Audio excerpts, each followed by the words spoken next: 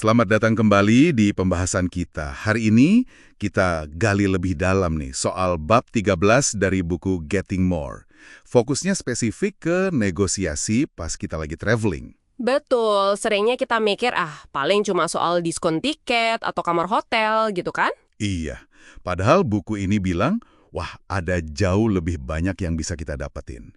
Misi kita kali ini ya, ngebekali Anda semua dengan tips praktis biar perjalanan berikutnya lebih oke lah. Tepat, karena bab 13 ini menekankan di industri travel itu, negosiasi hampir kayak aturan nggak tertulis.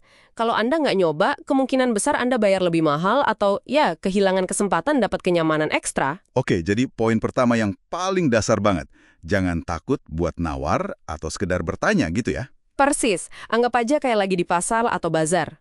Sumber ini bilang, hampir semua profesional travel tuh udah biasa kok, udah terbiasa banget sama negosiasi. Jadi tawaran pertama itu jangan langsung diterima mentah-mentah. Masih bisa digoyang lah istilahnya. Betul sekali. Dan negosiasinya ini luas loh, nggak cuma harga. Coba pikirin soal akomodasi deh. Contohnya gimana tuh? Nah, Anda bisa coba minta late check out, jadi bisa keluar kamar lebih siang. Atau tanya kemungkinan upgrade kamar gratis, kalau memang lagi ada yang kosong. Minta lokasi kamar yang lebih enak, lebih tenang gitu. Masuk akal. Kadang kita nggak kepikiran ya buat minta hal-hal kayak gitu. Iya kan? Bahkan negosiasi biaya tambahan, atau kalau ada sengketa tagihan. Kuncinya itu, kita perlu tahu standar mereka apa, terus tanya soal pengecualiannya. Banyak loh kategori diskon yang tersembunyi. Oh iya, kayak apa aja tuh? Macam-macam. Buat anak, remaja, lansia, anggota organisasi tertentu, atau mungkin pas ada acara spesial. Bahkan ada tarif khusus Stranded Traveler. Wah, itu yang kayak gimana? Kayak ceritanya Robert Hojen. Tarifnya bisa turun dari $159 jadi cuma $59 pas penerbangannya batal. Cuma karena dia nanya, ada tarif khusus nggak buat penumpang yang terlantar? Gila, bedanya jauh banget ya. Cuma modal nanya. Iya, atau Aisyah Henry. Dia bisa dapat voucher ekstra, padahal aturan standarnya bilang nggak bisa karena alasan cuaca. Kok bisa? Dia baru dapat setelah dia tahu ada penumpang lain yang dapat. Jadi dia pakai itu sebagai dasar buat minta. Ini nunjukin pentingnya kita tahu informasi dan berani bertanya. Oke, tapi kan petugas kadang suka kaku ya, ikutin aturan banget. Gimana tuh? Nah, ini nyambung ke poin berikutnya yang nggak kalah penting. Coba bangun koneksi personal, walaupun cuma sebentar. Koneksi personal? Maksudnya? Ya, petugas layanan pelanggan entah di maskapai atau hotel, mereka itu seringkali harinya berat, banyak tekanan. Sedikit empati atau percakapan ramah dari kita itu bisa ngaruh banget loh. Oh, jadi bukan sekedar basa-basi ya, lebih ke nunjukin kita lihat mereka sebagai manusia juga, gitu. Tepat, kayak ceritanya Nathan Slack. Dia lihat petugas front desk kayaknya lagi capek atau kesel, dia tunjukin simpati, terus nyebut kalau dia pelanggan setia. Terus hasilnya? Dia berhasil dapat upgrade ke suite, kamar paling bagus yang tadinya dibilang udah penuh. Sentuhan personal itu bisa ngebuka pintu yang tadinya kayaknya ketutup rapat. Menarik, menarik. Jadi selain bertanya dan bangun koneksi, ada lagi? Ada lagi yang krusial, reframing. Atau membingkai ulang situasi biar persepsi mereka berubah. Reframing. Agak canggih nih kedengerannya. Gimana tuh contohnya? Ini bukan manipulasi, tapi lebih ke menyajikan logika kita dari sudut pandang yang bisa mereka terima. Contohnya Rajan Amin. Jadwal terbangnya diubah maskapai sampai 4 kali. Wah, kesel banget pasti itu. Dia nggak marah-marah. Tapi dia tanya gini, kenapa ya kok rasanya adil kalau United ubah jadwal saya 4 kali tanpa kompensasi apa-apa? Tapi kalau saya yang mau ubah sekali aja, saya harus bayar penalti. Pertanyaan yang nusuk tapi logis ya. Hasilnya, biaya penaltinya dihapus sama maskapai. Cuma karena dia membingkai ulang situasinya jadi soal keadilan. Cerdas banget caranya. Ada contoh lain? Ada. Min Kim, dia hampir kehilangan status goldnya. Dia nggak bilang dia nggak loyal. Tapi dia bilang, ini kesempatan buat maskapai nunjukin kalau mereka menghargai potensi loyalitas dia ke depannya. Wah, dibalik ya posisinya. Keren. Iya kan?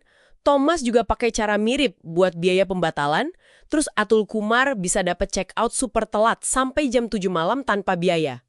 Kuncinya di cara penyampaiannya. Terus katanya bisa juga pakai standar layanan mereka sendiri ya? Betul, pakai standar yang mereka bangga-banggakan, kayak Tania Launeva.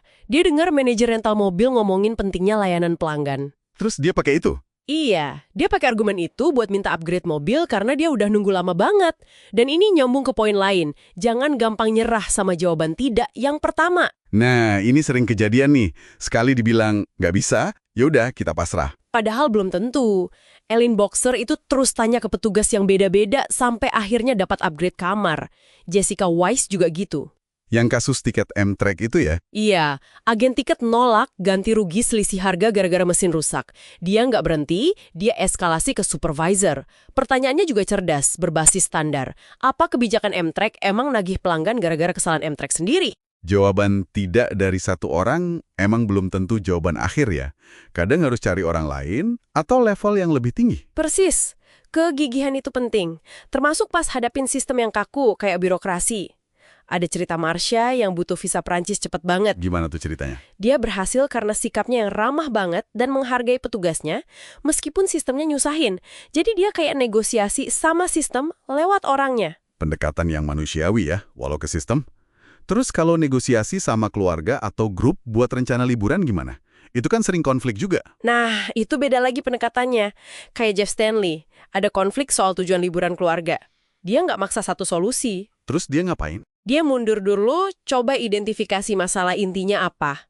Ternyata bukan cuma soal destinasi, tapi juga soal mood, kebutuhan masing-masing orang, kurang perencanaan, baru deh diselesain satu-satu. Negosiasinya lebih ke akar masalahnya. Jadi nggak cuma fokus di permukaan aja ya, lebih dalam. Betul. Dan menariknya lagi, semua koneksi dan negosiasi ini nggak selalu harus pakai kata-kata loh. Maksudnya gimana? Negosiasi tanpa ngomong. Ada cerita manajer muda yang kesulitan bawa koper berat di bandara. Dia nggak minta tolong secara verbal, tapi sikapnya yang sopan, menghargai, akhirnya ada aja orang yang bantu. Sikap nonverbal kita itu bisa jadi alat negosiasi juga. Wah, iya juga ya. Jadi kalau kita rangkum nih, negosiasi pas traveling itu ternyata kompleks ya, bukan cuma soal adu harga. Jauh lebih dari itu. Lebih ke soal cerdik bertanya, paham dan pakai standar mereka, bangun hubungan baik walau sesaat, terus pintar membingkai ulang permintaan kita, dan kadang, yaitu tadi, perlu sedikit gigih. Terus, kenapa ini penting buat Anda yang dengerin? Apa untungnya repot-repot negosiasi? Ya, ini bukan semata-mata soal hemat uang atau dapat fasilitas gratisan sih, meskipun itu bonus yang enak ya, tapi lebih ke mengurangi stres perjalanan. Bikin lebih nyaman gitu ya? Betul. Bikin pengalaman traveling Anda secara keseluruhan jadi jauh lebih baik, lebih mulus. Ini bukan soal menang kalah sama pihak hotel atau maskapai, tapi gimana caranya Anda bisa mencapai tujuan perjalanan Anda dengan lebih efektif dan ya lebih menyenangkan. Oke, sebagai penutup nih, mungkin ada satu pemikiran buat Anda bawa pulang ya. Saat Anda berinteraksi di perjalanan Anda berikutnya, coba deh pikirin. Kira-kira elemen tak terlihat apa selain uang atau poin loyalitas yang bisa Anda tawarkan atau mungkin minta secara halus untuk menciptakan nilai tambah? Mungkin waktu Anda, apresiasi yang tulus, atau pemahaman terhadap situasi mereka. Sesuatu buat direnungkan, sambil Anda siap-siap atau berkemas nanti. Terima kasih banyak sudah menyimak pembahasan kita kali ini.